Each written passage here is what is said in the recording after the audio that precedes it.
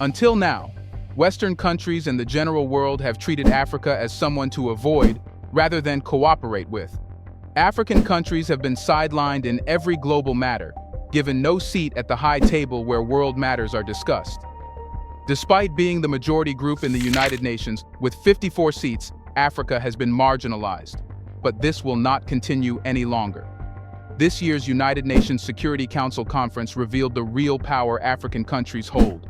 After the coups in Africa, we saw African leaders giving a good beating to the West-led global order. Presidents of various African countries opened themselves up, and the Western leaders had no option but to hide their faces. But what did they say?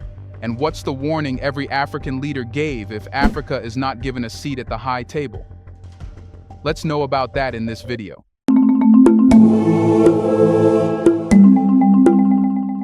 At this year's United Nations Security Council conference, we saw a different and bold pattern. All African leaders openly condemned the global order the West has shaped. That's the global system that intentionally sidelined Africa, so the Western countries could loot, plunder, and exploit nations, making Africa silent. The West knew that the African continent would demand an answer at some point, but it never expected that it would happen so soon.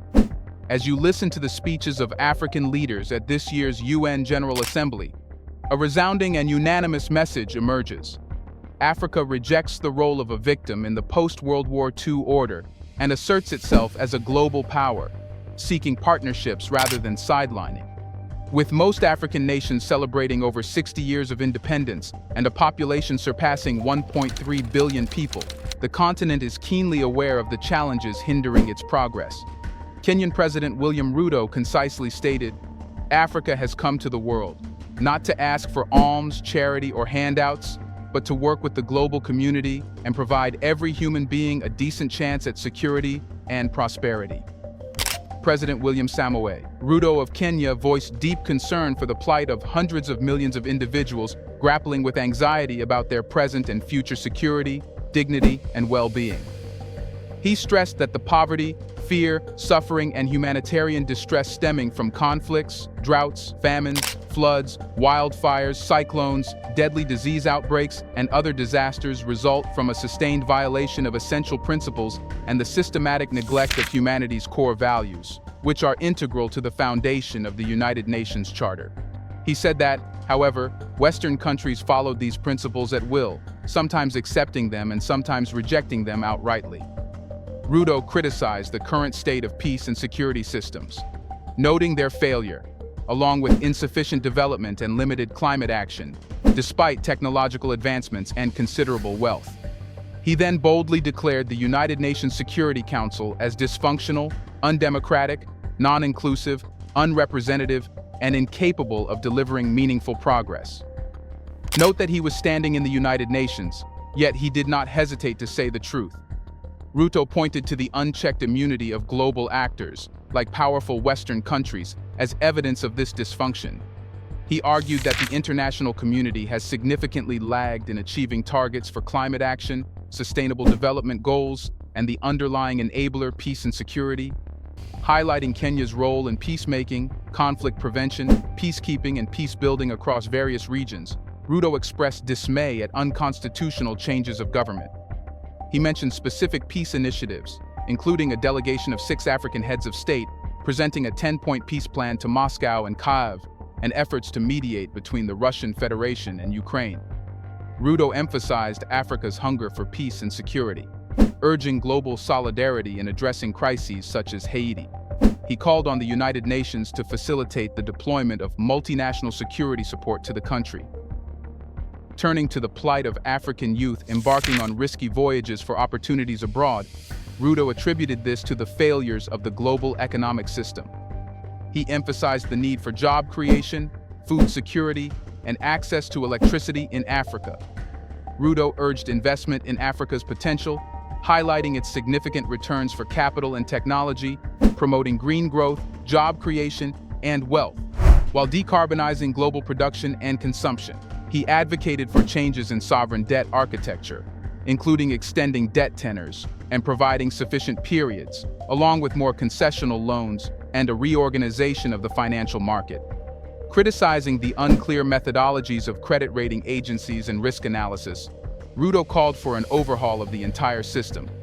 He acknowledged that multilateralism is broken and emphasized the collective responsibility to repair it. You should know that in recent years, Africa has showcased its potential as a global force, addressing climate change domestically and contributing to peace efforts globally, including engagements in Russia and Ukraine. This begs the question of if the African continent gets a seat at the high table, which it eventually will, it will resolve global issues more effectively. Then came Ghana's President Nana Akufo-Addo, who attributed present challenges to historical injustices and advocated for reparations for the slave trade. He said that for far too long, Africans have found themselves relegated to the sidelines of history, denied their rightful place at the table. They are constantly reminded to appreciate meager offerings while a privileged few enjoy the world's spoils. However, their voices will no longer be choked. Once a symbol of hope for a united world, the United Nations now appears as a monument to hypocrisy. The Security Council, an antique from a bygone era, persists as a fortress of exclusion. It has become a place where only Western countries are given importance while the rest of the world suffers. He said that the representatives from 54 proud African nations find their rightful voices denied, their concerns brushed aside as inconsequential. Surveying the world around them, they witness the flames of conflict consuming Ukraine and the specter of terrorism haunting the Sahel. Where is the coordinated response, the decisive action? He asked. The global community watches passively as other countries suffer, yet they encounter empty promises and condescending lectures when they seek aid and resources for a better future. He said that Africans recall the chains that bound their ancestors, the brutal legacy of the slave trade. They remember how Europe and America amassed wealth on the backs of their people, with prosperity tainted by the blood of millions. Therefore, reparations are not just a demand, but a moral obligation, an acknowledgement of the unpaid historical debt. Moreover, the West persistently plunders the African continent through illicit financial flows, siphoning away billions of dollars annually. This isn't a case of passive neglect, but outright theft. Let it be crystal clear. Africans demand the immediate return of these stolen resources. Ghana's president said that the journey ahead may be lengthy and challenging, but Africans hold inexhaustible faith in the resilience of their people. They have triumphed over empires and withstood trials before. With unity, purpose, and tireless determination, Africans will achieve the Sustainable Development Goals, constructing a future where Africa stands tall and proud, a symbol of hope and progress for all humanity. He said that, let this mark a turning point, a moment where the world acknowledges past wrongs and commits to a future where Africa is not merely heard, but respected and empowered. Let this be the dawn of a new era, an era of African unity, prosperity, and justice. No longer will Africans settle for mere crumbs from the table.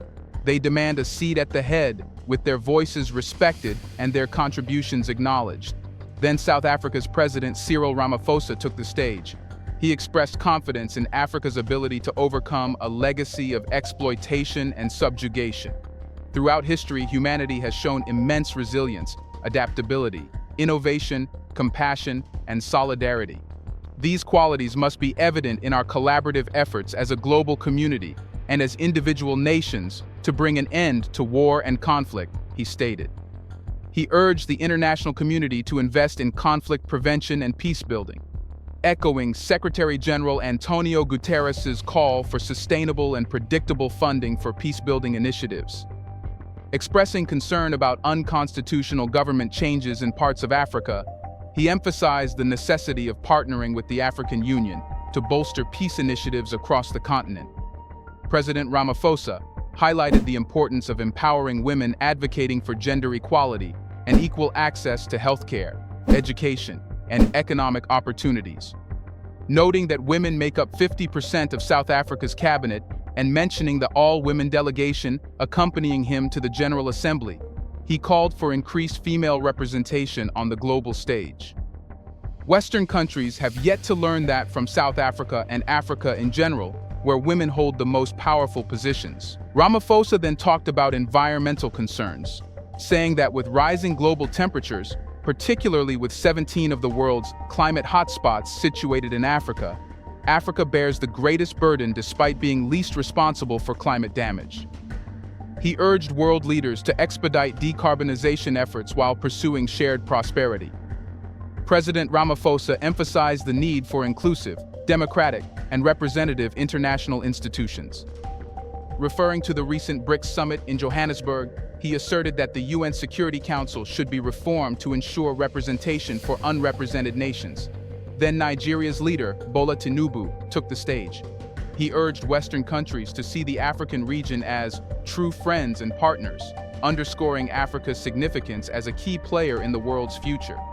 He said that numerous declarations have been issued, yet daunting challenges persist. Governance failures within Africa have become significant hurdles, but the hindrance to Africa's progress also stems from broken promises, unfair treatment, and outright exploitation from abroad. In light of this extensive history, if this year's theme is to bear any significance, it must carry a unique and specific meaning for Africa. He said that nations gathered to reconstruct their war-torn societies following the Second World War. A new global system emerged, and the United Nations was established as a symbol and defender of humankind's aspirations and noblest ideals. During this era, trust in global institutions reached its zenith, fostering a belief that humanity had absorbed the necessary lessons for global solidarity and harmony. However, in recent decades, Africa has aspired to attain the same level of political commitment and resource dedication that characterized the Marshall Plan.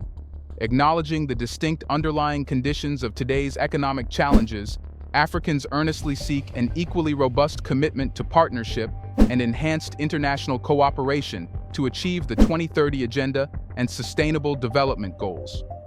Here's a reminder to please like and share the video and subscribe to our channel to watch more videos on Black culture, history, civilization, and identity. Let's continue now. Nigeria's president said that this year's theme is to have a meaningful impact, and global institutions, other nations, and their private sector entities must perceive African development not merely as a concern for Africa, but as a priority aligned with their own interests. Nigeria and Africa's economic structures have been skewed, impeding development, job creation, and equitable wealth distribution. He further said that establishing democratic governance as the paramount guardian of the sovereign will and well-being of the people is crucial.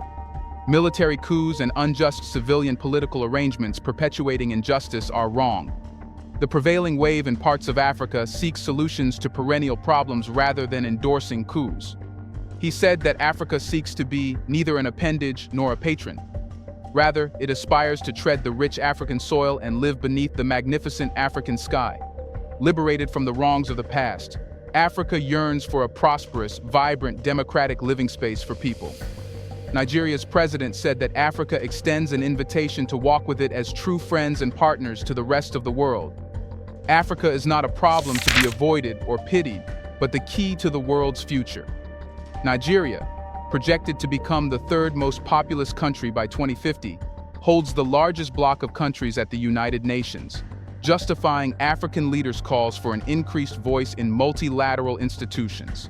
According to experts, such demands are expected to intensify amid heightened geopolitical competition for Africa's favor by major powers. While Africa grapples with both economic growth and challenges such as democratic setbacks, the continent brims with promise.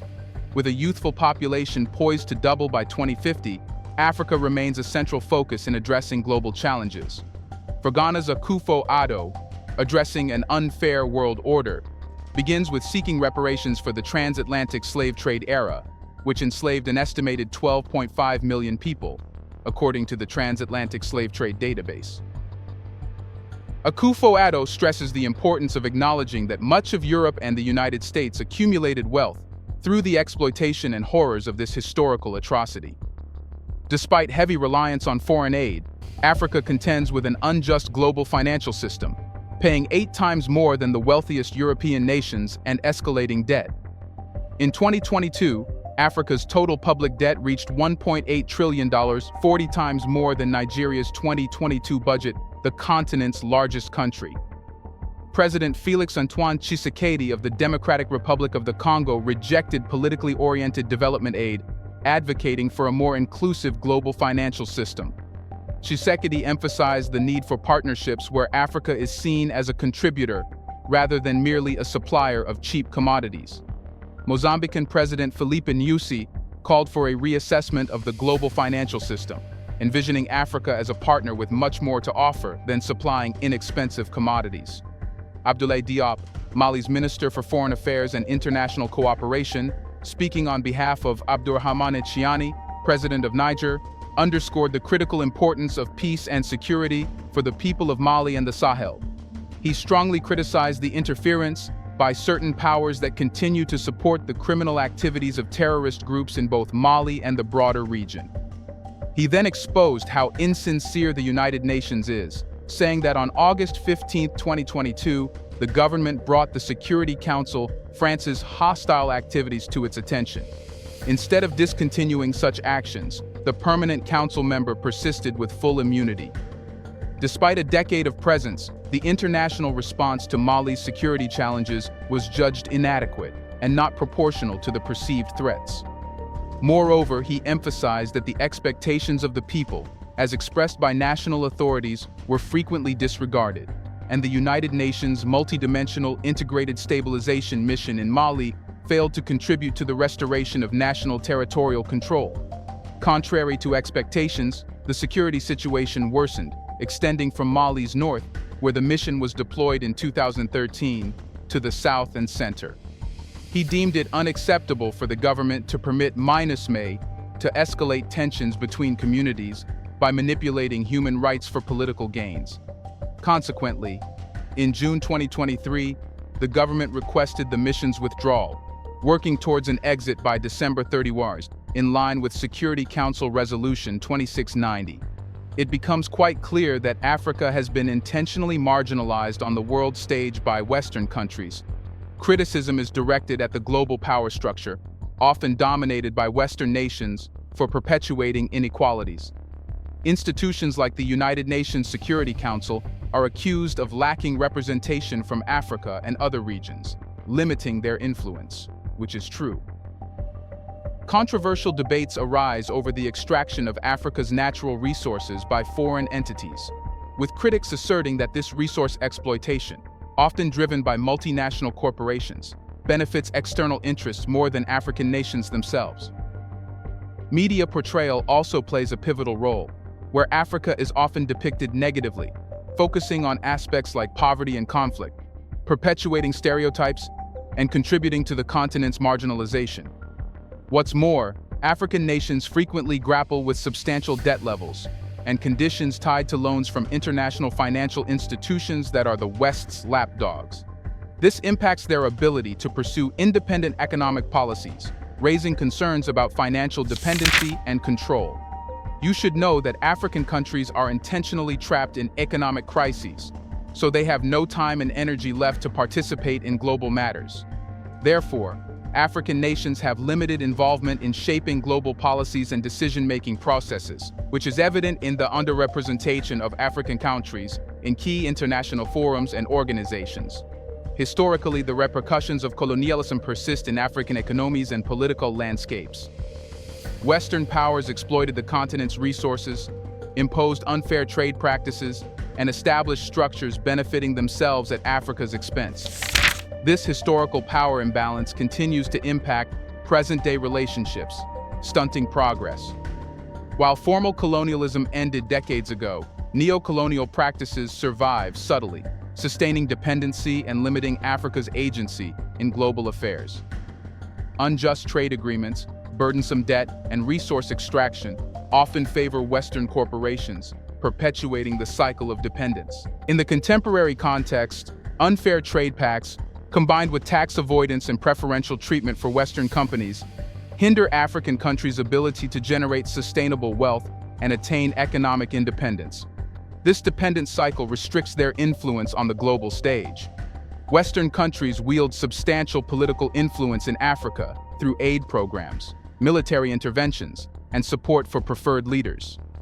While some argue these interventions are beneficial, others assert they undermine democratic processes, sustain dependence, and curtail African agency in decision-making. The Western-dominated structure of international institutions like the UN Security Council and the World Bank confines Africa's voice in global governance, often resulting in policies that neglect the continent's needs, further marginalizing African perspectives and interests. In instances of marginalization in practice, despite being the most populous continent, Africa only holds 2 permanent seats on the UN Security Council, severely limiting its influence in global decision-making on crucial matters. African nations often struggle to access credit and investment due to high interest rates and stringent lending conditions imposed by Western financial institutions, hindering their ability to finance development projects and generate employment. Unfavorable trade pacts often favor Western nations by imposing tariffs on African exports and subsidizing domestic agricultural production, making it challenging for African farmers to compete globally. But why has Africa been kept marginalized? Well, it's because if Africa is given representation on the world stage, it will make exploitation by Western countries impossible. Critics argue that Western countries may economically benefit by perpetuating economic disparities and exploiting Africa's natural resources, such as minerals, oil, and other valuable commodities. Another perspective suggests that perpetuating economic challenges in Africa benefits Western economies, enabling them to maintain a favorable position in global economic relations and influence trade policies. Western countries also benefit from maintaining influence over African political dynamics, supporting leaders aligned with Western interests and ensuring access to strategic resources. What's more, by limiting Africa's economic development, certain industries in Western countries may face less competition in global markets, preserving Western companies' market share and dominance. Isn't it right that Africa should have a permanent seat on the UN Security Council and be given more respect?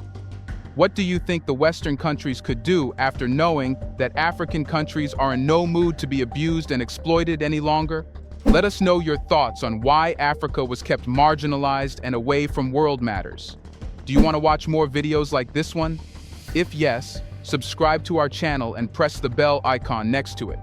We have decided to bring videos on something nobody talks about: the Black culture, civilization, history, and evidence about how glorious Blacks have been. Thanks for watching, and until the next video, stay tuned.